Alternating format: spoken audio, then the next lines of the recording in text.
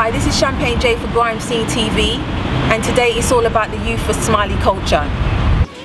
First of all, I'd like to give a real big hand to the Fridge Bar in Brixton because they've really facilitated our space here this evening. So big thanks to brother Robert and sister Afia at the Fridge Bar. So we really appreciate that.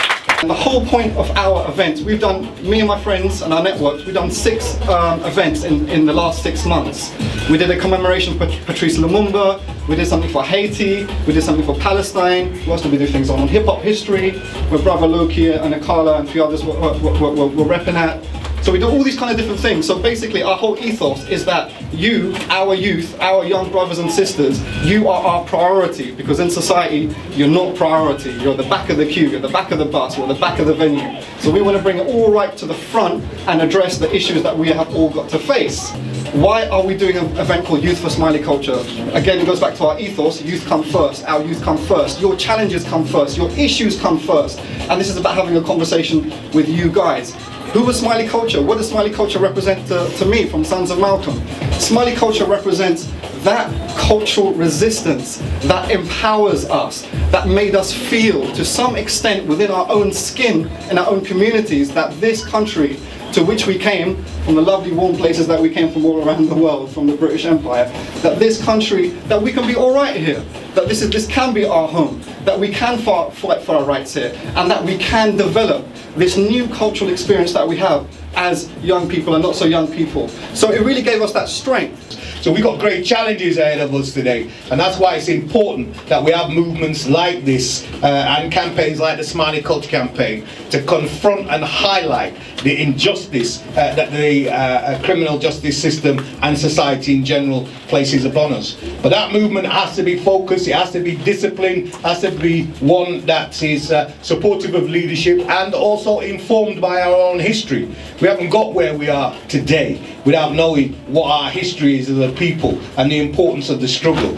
If you look at our history, particularly as black people, then what you're going to see is a timeline that is punctuated with historic struggles, whether that's Rosa Parks, whether that's the Mangrove Community Association in West London, whether that's the Tottenham Tree. Our whole existence in this country is punctuated by series and series of struggles, and it's very important. We've got a big campaign in relation to Smiley culture, and Merlin will say more about that in detail later on. But we also have the fact that Kingsley Burrell died in Birmingham after phoning the police. A 29-year-old black man phones the police because of gang activity and finds himself arrested. We're going to Birmingham on the 2nd of July, and we have a coach leaving outside Brixton Town Hall. The cost is, I think it's £10, £11 to get there and back. We really want to fill up that coach with as many of you people, young people, as possible. We're going to take this case all the way to the United Nations. Marlon and I are meeting in terms of forming, getting the campaign off the ground, and we want to take this all the way to the UN, the issue of deaths in custody, along with all the other families. But to do that, we're going to need your support. We want to bring edification, education, and enlightenment to our people, and it's the cultural artists that are going to help us bridge that gap.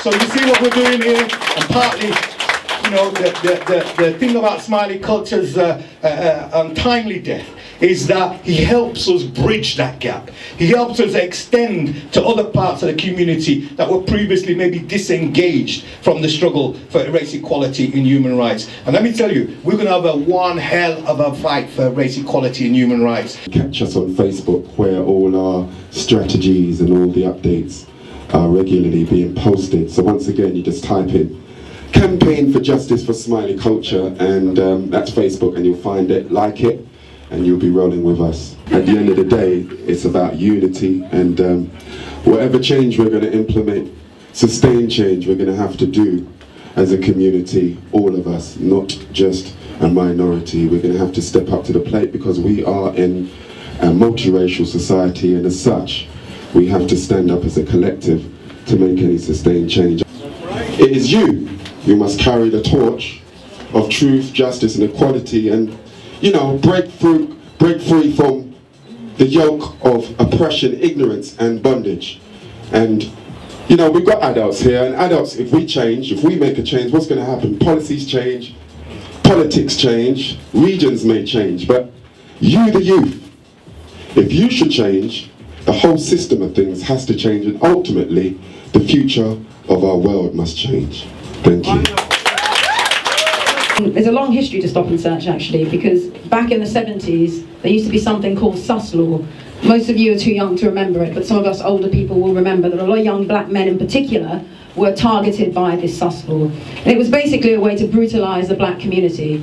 A couple of Sundays ago, there was a commemoration of the Brixton uprising that happened in 1981, and actually that was a direct result of the injustices suffered by young black men at the time under the sus laws.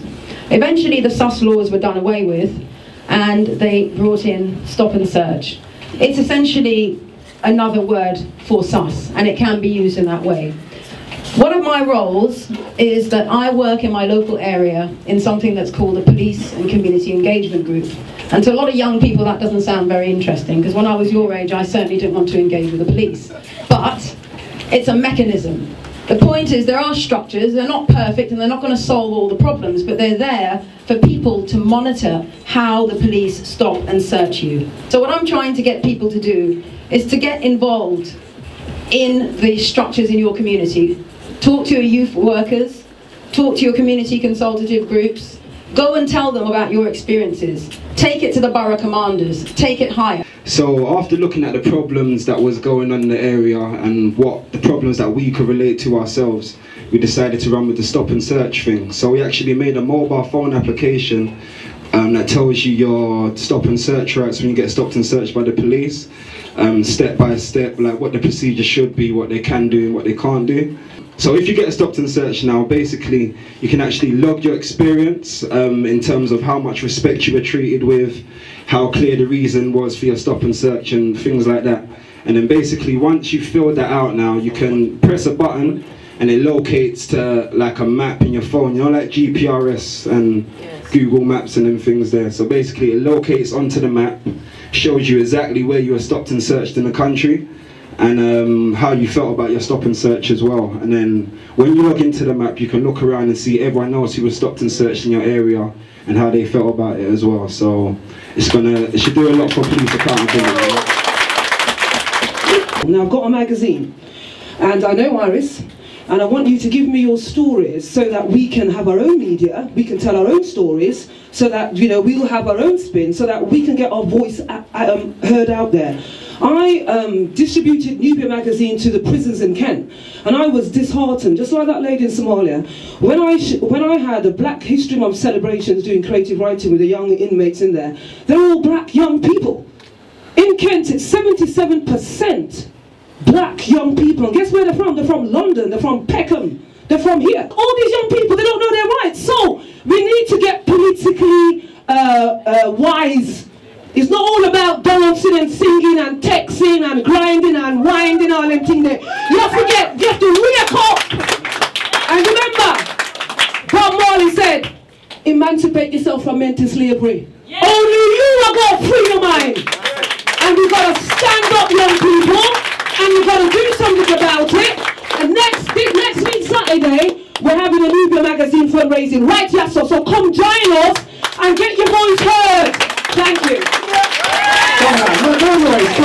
So it's great to see the sister here from Nubia magazine. That's what it's all about. It's expanding these networks, growing these networks, so we can support each other. We want training sessions to train people in whatever level they want. So if they want to just know the law, or they want to know how to act around the police, we can do that.